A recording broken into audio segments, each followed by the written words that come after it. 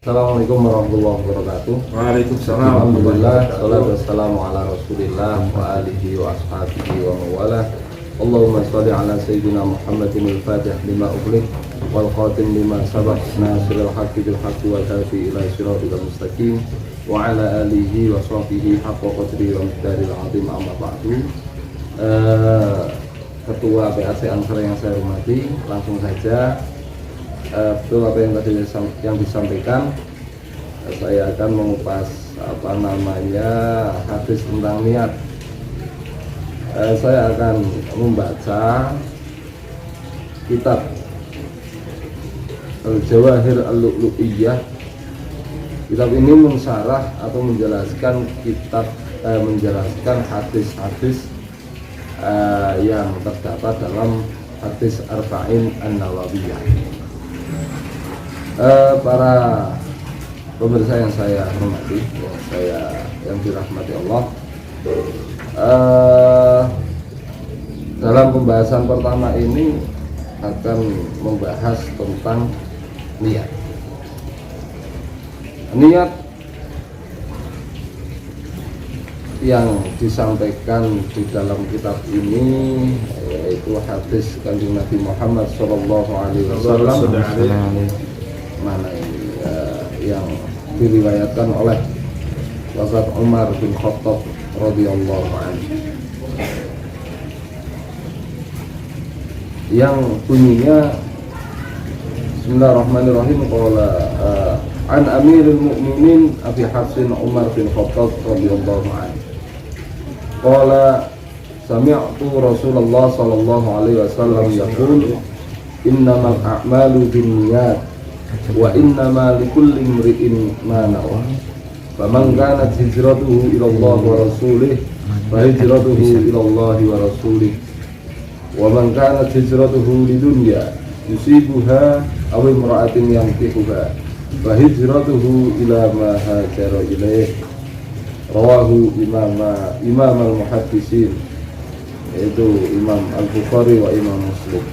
Pemirsa, para pendengar yang saya hormati, jadi hadis ini sangat populer menjelaskan tentang niat. Yang pertama, saya langsung saja, innamal a'malu binniyat. Jadi di sini dijelaskan bahwa innama sihhatuha binniyatiha. Jadi sahnya sebuah amal, ini amal yang disyariatkan, tentu diperintahkan oleh Allah Subhanahu wa taala melalui Al-Qur'an atau melalui Kanjeng Nabi Muhammad sallallahu alaihi wasallam. Sahnya sebuah amal yang disyariatkan oleh Allah itu tergantung niatnya. Contoh misalkan syariat sholat, orang diperintahkan untuk sholat, orang sholat kalau tidak niat ya tentu sholatnya tidak sah. Apalagi wudu, seseorang yang berwudu, karena itu juga disyariatkan, maka orang yang berwudu tanpa niat tentu tidak sah. Jadi bisa dikatakan bahwa sah atau tidaknya, dianggap atau tidaknya amal yang disyariatkan itu tergantung dengan adanya niat. Kalau niatnya ada, maka niatnya bisa dikatakan sah. Tentu jika terpenuhi syarat rukun yang lainnya, dan niat ini termasuk salah satu rukun. Itu innamal a'malu binniyat. Jadi bahwa innama wujudal a'mali syar'an kainun binniyat fa idzan tafat an-niyatu intafat al-amal. Sesungguhnya bahwa dianggapnya sebuah amal atau tidak itu tergantung ada niatnya atau tidak. Jika niatnya ada, maka amalnya pun dianggap sah atau ada. Para pendengar, para hadirin yang saya hormati, itu makna daripada innamal a'malu binniyat. Di sini ada kata innama. Innama ini hasr. Hasr ini menunjukkan tidak di sini tidak menunjukkan bahwa semua amal yang syar'i harus dengan niat, itu tidak semua. Tapi hasarnya ini di sini apa bermakna kebanyakan atau mayoritas. Jadi dimaknai bahwa innamal a'malu binniyat bisa dimaknai mayoritas atau hampir semua amal yang syar'i harus didasari dengan niat. Ada amal-amal yang disyariatkan tapi tidak harus niat. Contohnya seperti adzan, terus apa jenenge itu izalatun najasah, enggak harus niat, itu disyariatkan. Juga ada ngedusi mayit, itu juga memandikan mayit, maaf ya, itu juga tidak niat ya. Tanpa niat berarti bisa sah.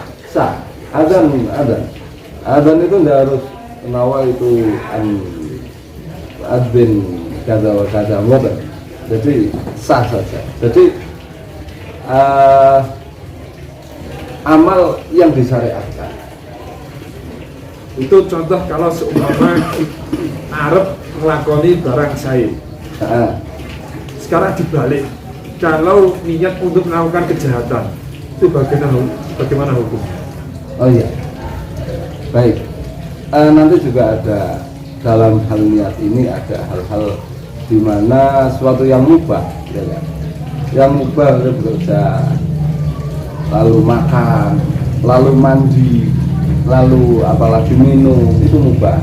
Itu bisa jadi ibadah jika orang itu diniati untuk ibadah. Misalkan saya mau makan, ya Allah saya niat mau makan, mudah-mudahan makanan ini bisa membuat saya bertenaga, lalu beribadah kepada Allah, untuk sholat, untuk bekerja misalkan.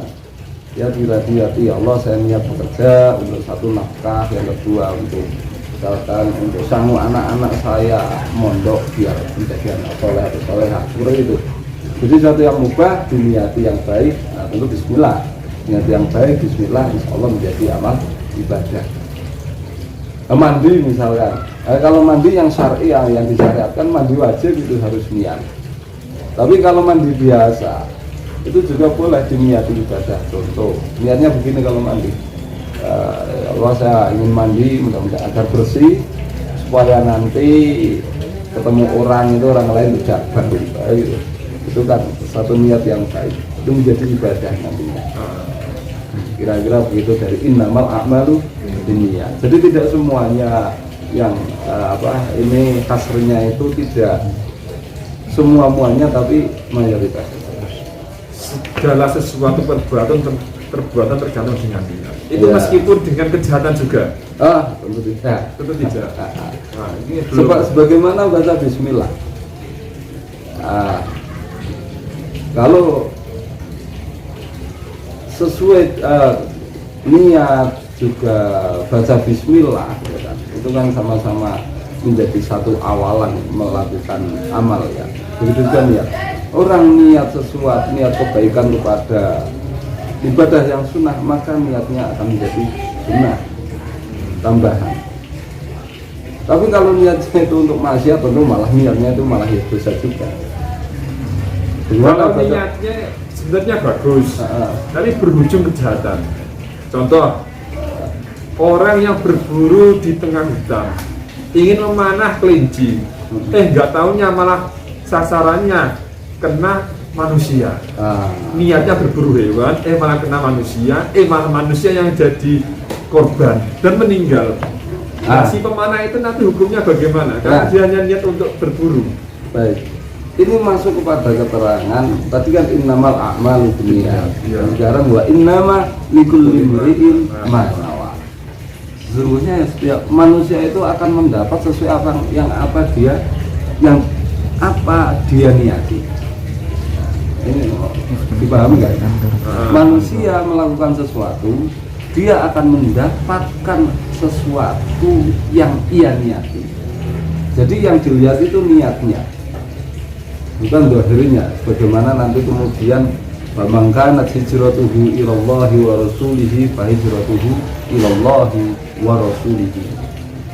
Wa man kana hijratuhu lidunya yusibuha aw imra'atin yankihuha wa hijratuhu ila ma hajara ilaihi. Jadi dohirnya ini orang ini hijrah, tapi niatnya dia mungkin Ummu Qais ya, muhajir Ummu Qais itu dohirnya ikut hijrah, tapi dia ingin melamar atau ingin menikahi Ummu Qais, maka dia tidak mendapatkan apa namanya pahala hijrah. Jadi yang dilihat adalah niatnya. Ini menarik. Maka tadi kalau niatnya, dia niatnya datang dari rumah mau berburu hewan kelinci ya, tapi ternyata melalui orang, kepala orang sehingga orang itu malah entah itu terluka atau sampai meninggal. Itu nanti kalaupun sampai meninggal ini nanti kan ada, kalau dalam syariat ada dua. Yang pertama tadi niatnya ya tentu dia yang dikejar ya niat memburu kelinci, bukan niat membunuh orang. Dan itu pembunuhan kan pembunuhan yang salah gitu. Jadi tidak sepenuhnya dosa membunuh gitu. Jadi kira-kira seperti itu. Ada cerita di sini. Bukia anak aku ini karena haduma aditan wal akhir asian. Jadi ada dua orang sedulur saudara, yang satu ahli ibadah, yang satu apa jenenge ahli maksiat. Baca iblis yauman ilal abid wa qala lahu wa asiban alayka dayya'ta umraka fi hasri nafsika wa its'abi badanika. Suatu hari iblis mendatangi seorang yang ahli ibadah ini. Nah, dia kasihan sekali kamu, ya kan? Umurmu itu hanya digunakan untuk ibadah, terus membuat badanmu sakit, tidak enak. Iblis itu menggoda dengan kata-kata itu. Lalu qala fi nafsi la'ali anzilu ila wa akhi fi asfalid dar wa waqifuhu ala ma huwa fihi min al-ladzat summa atu. Dari godaan apa namanya iblis itu, si orang yang ahli ibadah untuk batin atau berbicara di dalam hatinya, wah saya tak coba masuk ke dunia saudara saya yang ahli maksiat itu ya, coba sesekali lah dalam hidup, nanti kalau sudah saya menikmati saya akan tobat. Nah, dia niat untuk turun turun makom yang tadinya ahli ibadah, karena dibisiki setan itu dia turun pengen seperti mencoba atau mencicipi apa yang dilakukan saudaranya. Lalu wa amal ansi fa innahu istaqadha min sakrihi fa wajada nafsahu fi halatin radiatin qad bala ala siyabihi wa huwa matruhun ala turab. Ya, saudaranya itu yang ahli maksiat. Dia suatu saat ketika dia terbangun dari mendemnya itu apa ya, dari mabuknya, dari mabuknya. Dia mendapati dirinya itu sedang terkapar dalam keadaan yang buruk, yaitu terkapar di tanah, bajunya basah gitu. Terus dia berkata, qad afnaitu umri fil ma'asi, saya sudah menyanyiakan umur saya di dalam jurang kemaksiatan.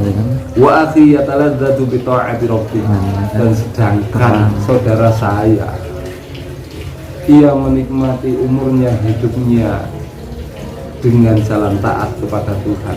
Dia rupanya menyadari itu, saudara saya dalam ketaatan saya ahli maksiat. Sumataba wa nawa al khair. Lalu dia tobat, dia makhluk tobat dan berniat untuk melakukan kebaikan. Berbeda tadi saudaranya itu ahli ibadah malah berniat ingin maksiat, karena dibisiki setan, dibisiki iblis tadi. Lah ini saudaranya ahli maksiat, dia terpikiran saudaranya yang ahli taat kepada Tuhan, dia tobat.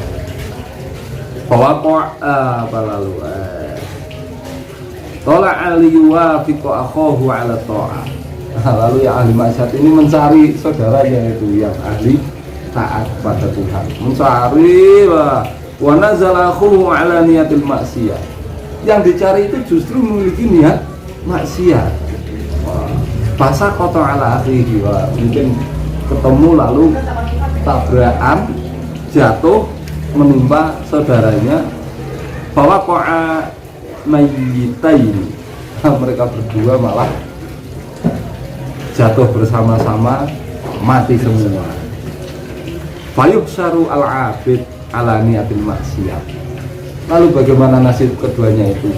Yang pertama, yang ahli ibadah, yang dia niat ingin maksiat, dia dikumpulkan atau digolongkan bagaimana golongan orang ahli maksiat, karena dia sudah niat maksiat.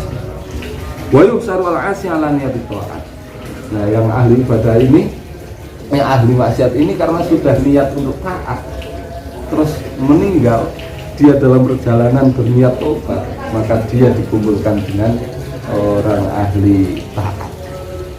Nah, ini jelas, ini suatu cerita bahwa keunggulan niat di dalam hati manusia ini yang ditulis oleh, yang dianggap oleh Allah Subhanahu wa taala. Jadi ini tadi wa innamal likulli imri'in ma nawa. Ini menarik terkait hal cerita seperti ini.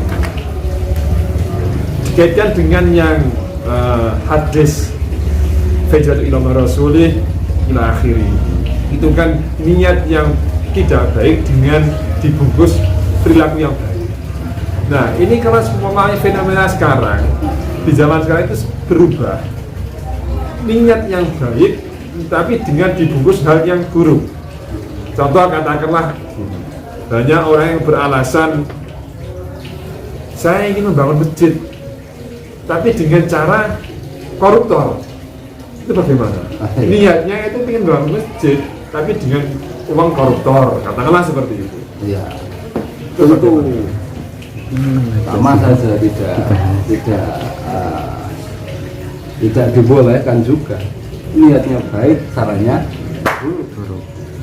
Al-amru bil ma'ruf, dia juga harus dengan cara yang ma'ruf. Niatnya baik, perilakunya juga harus yang ma'ruf, harus selaras.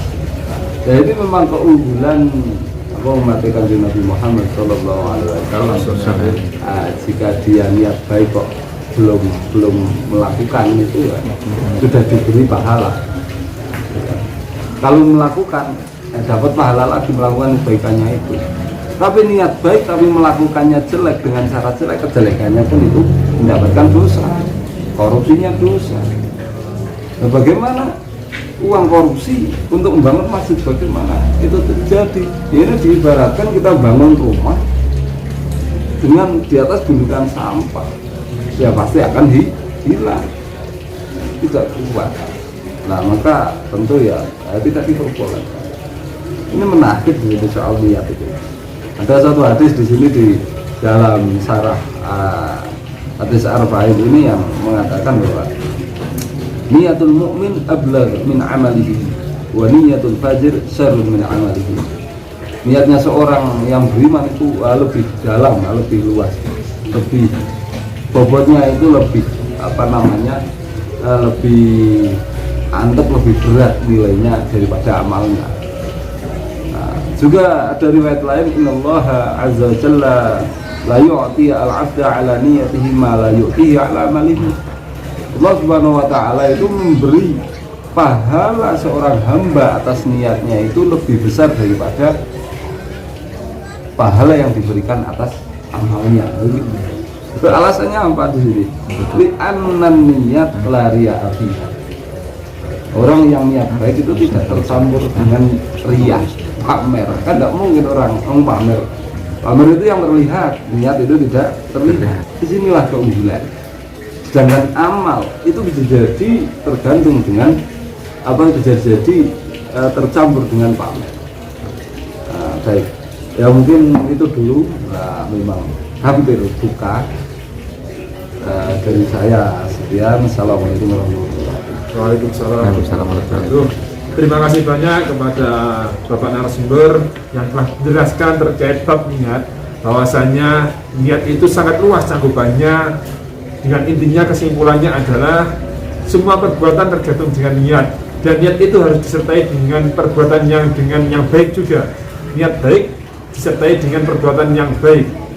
Untuk itu marilah kita sudahi acara hari ini yang sudah kurang lebih 30 menit bersama kami.